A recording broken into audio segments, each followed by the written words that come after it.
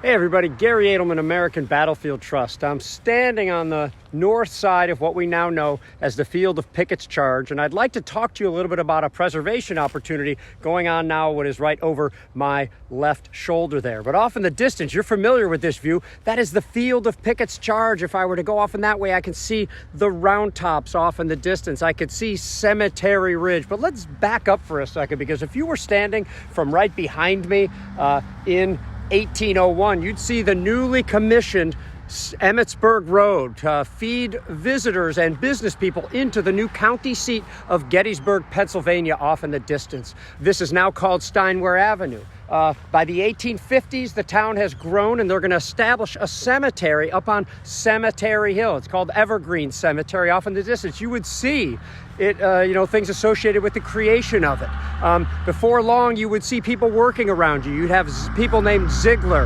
and Duttera, Gelbach, Bliss, and Kadori living and working around here for decades, until one day the soldiers show up, and all of a sudden in this area you're going to have John Buford's cavalry going out toward the first day's field. You're going to eventually have Union foot soldiers. You would see men of the 1st Corps crossing the fields to go off toward the fight, and men of the 11th Corps, the Union 11th Corps, going on towards Cemetery Hill and then beyond toward places we now know as Barlow's Knoll and Howard Avenue.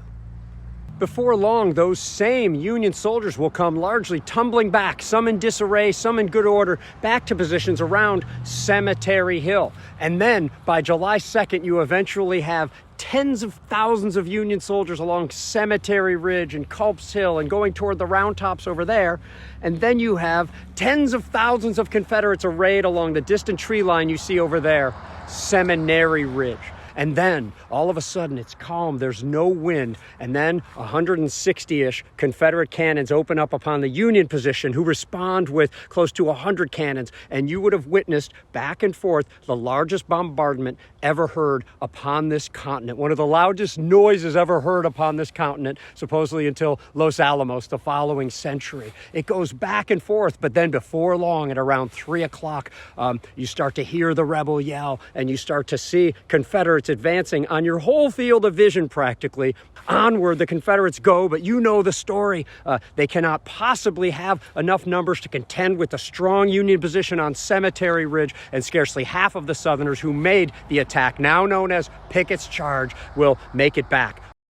The history keeps coming because this is a charnel house around here. Walking around here right after the battle, there would be Union soldiers buried right on the edge of that building over there. You would see twice as many Confederates right about here, and within a quarter mile, 1,000 soldiers are interred right around here. It would have been a terrible thing to behold.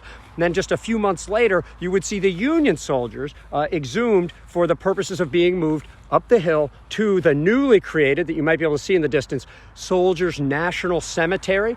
Abraham Lincoln will eventually show up. You might have caught a glimpse of him from here on his small horse, but with his tall top hat, going to deliver one of the most famous speeches in all of American history. This place has been forever called hallowed ground by Lincoln himself, but the Confederate dead remain in the ground here for many years, about 8 years, until eventually they will also be exhumed, mainly from that field out there, but some who cross the road as well, and they would be removed to cemeteries in the South. People would continue to live their lives here, and tourists and visitors would want to come and see this place, and commercial establishments would pop up, but not before World War I, where you have a young Dwight David Eisenhower in charge of a tank training camp right over there. And where was the command post for that tank training camp? Right where that building is, right there today. Gettysburg has become even more popular, and by the 1970s and 1980s, I'd be standing right here at a hotel complex. There would be a Stuckey's along the Emmitsburg Road over there, and there would be hotels and restaurants as needed to service, this growing community. But this trend will be reversed. By the time the 150th anniversary was coming around, the power lines that you see right there that used to run all the way across the field of Pickett's Charge had been buried by then. Eventually, this hotel, the Home Sweet Home Motel, would be removed and acquired by the National Park Service. And in 2013, you'd have seen 25,000 visitors and reenactors crossing that field in commemoration of what had happened 150 years earlier.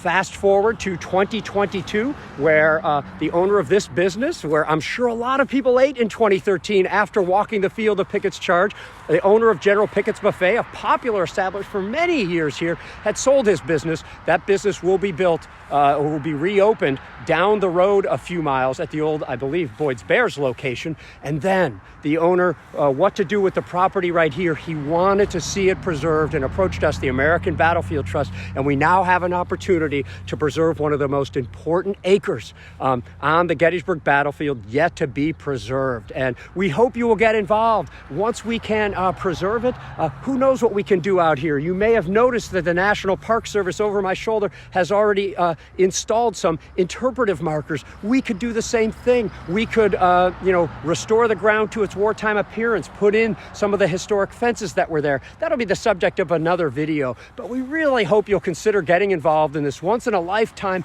opportunity here at Gettysburg, right on the flank of Pickett's charge and at a place that would have witnessed so much history beside that. We really appreciate you watching and your support of battlefield preservation and education.